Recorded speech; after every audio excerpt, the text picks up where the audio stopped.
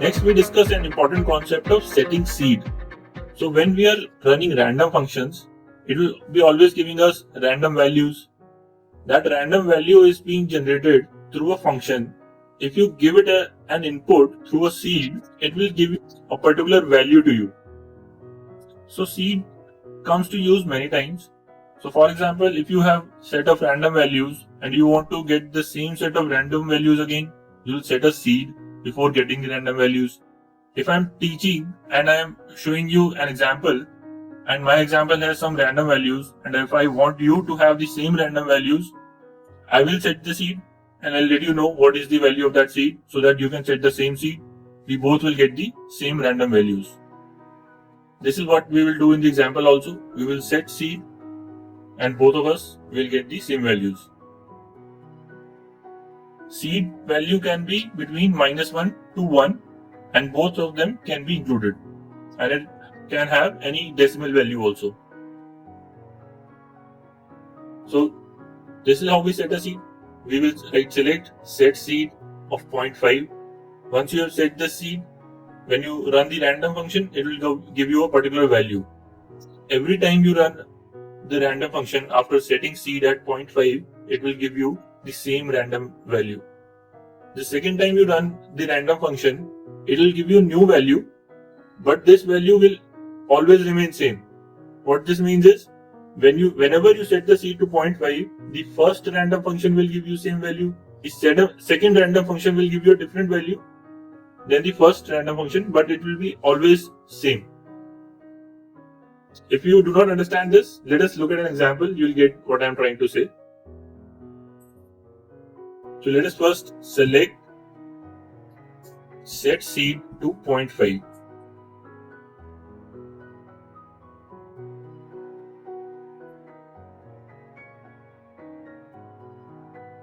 Set seed has run successfully. Now let us run the random function. Select random.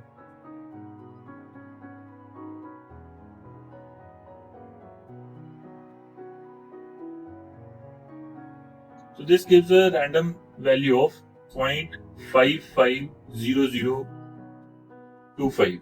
Let us write this as a comment so that we remember it. Now run a random function again.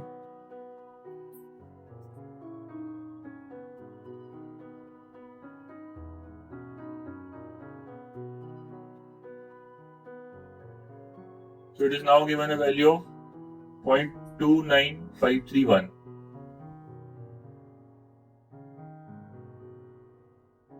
Now let us set seed again. Select set seed 0.5. So now the seed is again back to 0.5. Now when we run the random function,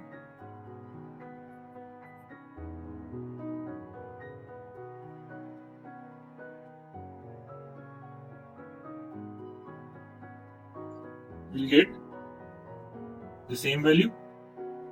I hope if you are doing it with me, you are getting the same values as I am. Let us run the random function again.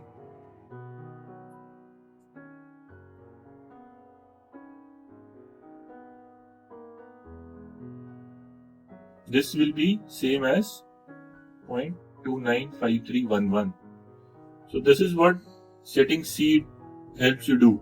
It helps you get the same set of random values so that you can repeat the calculations. You can reuse the random number and still get the same result. Next is the substring function. Substring function is used to extract a substring of a string. So for example, if you have a long string and you want to take out a part of that string, that is where substring will help you. The syntax for substring is, you write substring and within the parenthesis, you write the string first, then you mention from the starting position. So you will give the starting position after writing the keyword from. After that, you can mention the length of characters that you want after the starting position. So for this much length. Let us look at an example to understand the substring function. If you remember, in the customer table, customer ID has two parts. The first part is the two characters. These two characters are the first characters of the customer's name, first name and last name. After those two characters, there is a hyphen, and after that hyphen, there are 5 numbers which may be randomly generated. If you want to segregate these two parts, so if you want to get the initials of the customer separately into one column, and if you want to get the unique identifying number into another column, you can do that using the substring. So with the first select statement, I am writing customer ID, customer name, and I'm getting the substring, the first two characters of the customer ID. You can see the syntax here, substring. I will mention the column name for to. I have not mentioned from because from by default it will be the first character. If I want to get it to some other position, I'll have to mention the from keyword. This column I have named as customer group. From customer table where substring customer ID for 2 is equal to AB. So what this will give me is only those records where customer ID is starting with characters AB. The second select statement, I am taking out the 5 randomly generated digits. To do that, I have to start from the 4th position. In the first 2 position is these 2 characters. The 3rd position is taken by the hyphen. So the number starts from 4th position and the number has length of 5 characters. So there are 5 different numbers. So I'll take out this 5 characters as a substring. Let us go and write these 2 queries to get the 2 parts of the customer ID. So select customer ID, customer name, and substring. Mention the string, which will be the column name for 2 characters. Name this column as customer group. This all is coming from table customer, where the first 2 characters are AB. So I'll copy this substring down and this should be same as AB. Let us select this query and run it.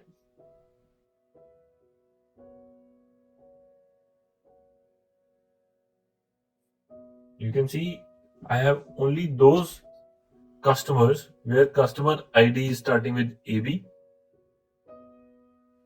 and the customer group column has that substring, the first 2 characters of the customer ID. So it is AB for all these customers. Now let us take out the last 5 digits. So these are the 5 digits of the customer ID. We want to take these out into a separate column. Let us go and write the query for that. Select customer ID, customer name, and substring, customer ID from 4. It starts from the 4th character for 5 characters as customer number from customer table,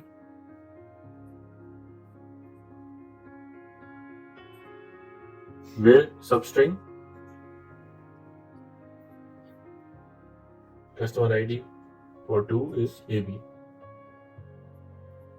So for this customer group only, we'll find out the last 5 digits. So it should contain 10165 for the first row. Let's select and run this query. So you can see 10165 is the value mentioned here. So this customer num column as the last 5 digits of the customer ID. So this is how we use substring to take out a second string from a primary string. There are other mathematical functions also. These functions have limited use cases, but it is better to know these so that you know the capabilities of SQL in terms of mathematical functions also. So let us cover them quickly. First is the CEIL and floor functions. So CEIL function returns the smallest integer value that is greater than or equal to the number that you have input. So for example, if you input a number like 4.5, the smallest integer value which is greater than this 4.5 will be 5. So CEIL function gives you the ceiling of that decimal number that you have input. So any number 9.9 will be 10, 11.1 will be 12. That is the ceiling of that decimal number. Floor of that same decimal number will be the largest integer value which is lower or equal to that number. So 11.1 will have floor of 11 and ceiling of 12. 4.5 will have floor of 4 and ceiling of 5. So these ceiling and floor values can be taken out using the CEIL and floor function. Let us look at an example. So we have decimal values in the sales column of the sales table. If you want to round this up to say the lower integer or the higher integer than that decimal value, you can use the CEIL or floor functions. Let us write this query where we will select the order line and the sales value. In another column, we will put the ceiling value of that sales value, and in another column, we will put the floor value. Let us go and write this query. We will select order line, the sales value, the ceiling of sales, so this is CEIL function, and the floor of sales. This is from the sales table. That's it. Let us run this query. So you can see for order value of 261.96, ceiling is 262 and floor is 261. For 731.94, CEIL is 732, floor is 731. So you get the idea. This is the ceiling and floor function. Also note that the function name is coming as the column name. If you want to use some other name for this column, use aliases which are covered in a separate class called as. Next we will look at an operator. This operator will actually be joining several strings and the function is known as concatenation. So when you want to join two or more strings, you will be using this operator. So this operator uses the symbol of a double pipe.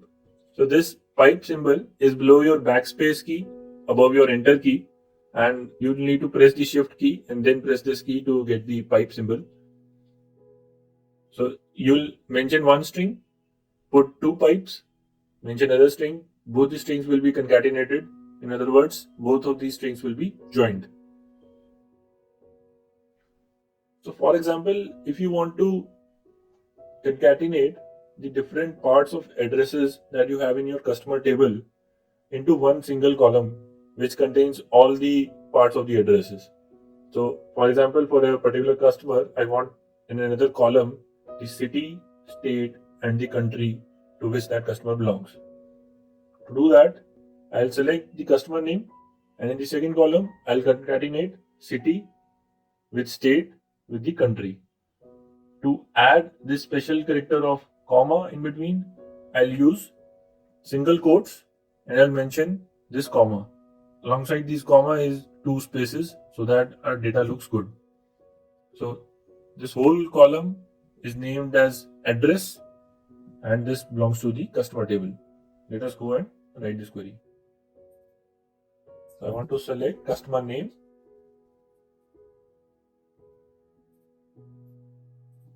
and I'll concatenate city,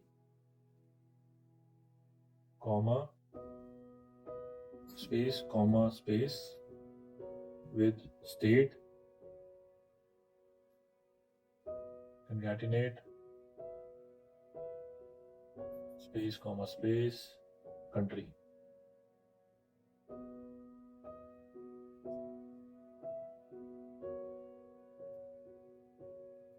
And this will be named as address from the customer table. Run this, and you can see for the first customer, the address is Henderson, Kentucky, United States. So it is city, state, and the country. So this is how you can concatenate different strings to or more columns, a particular string to a particular column. All these things can be done using the concatenate function. And the operator for this is double pipe. Do remember that.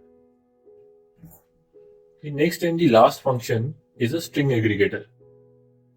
String aggregator will concatenate all the input values into a single string, and all those values will be separated by a delimiter. Delimiter is a symbol which you will mention, and this symbol will segregate the input values of the string.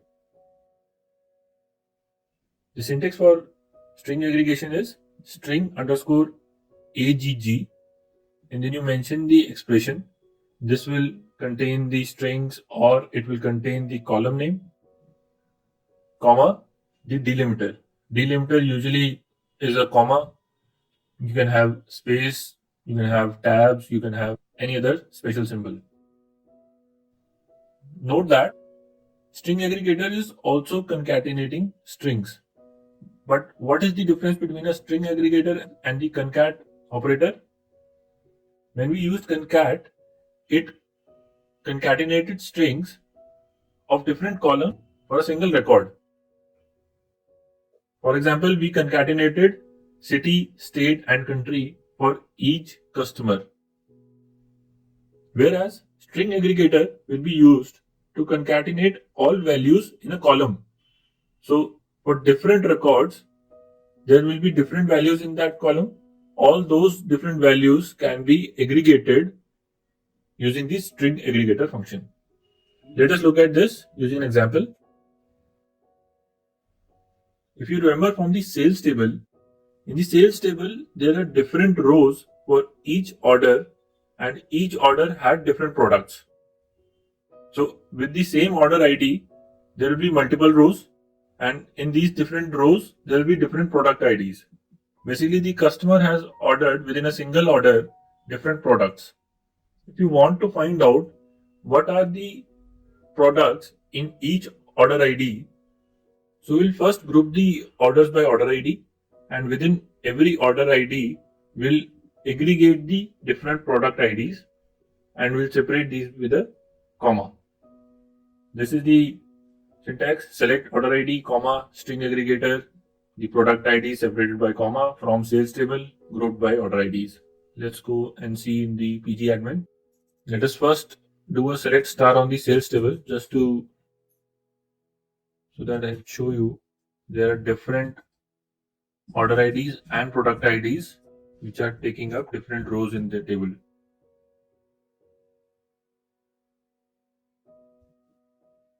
So you can see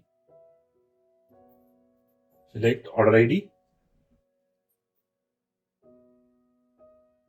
and string underscore AGG.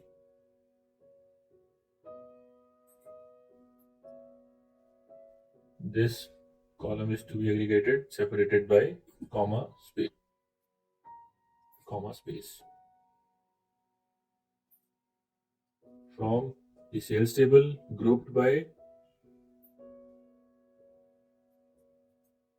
the order ID.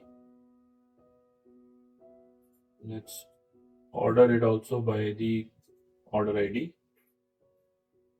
and run it.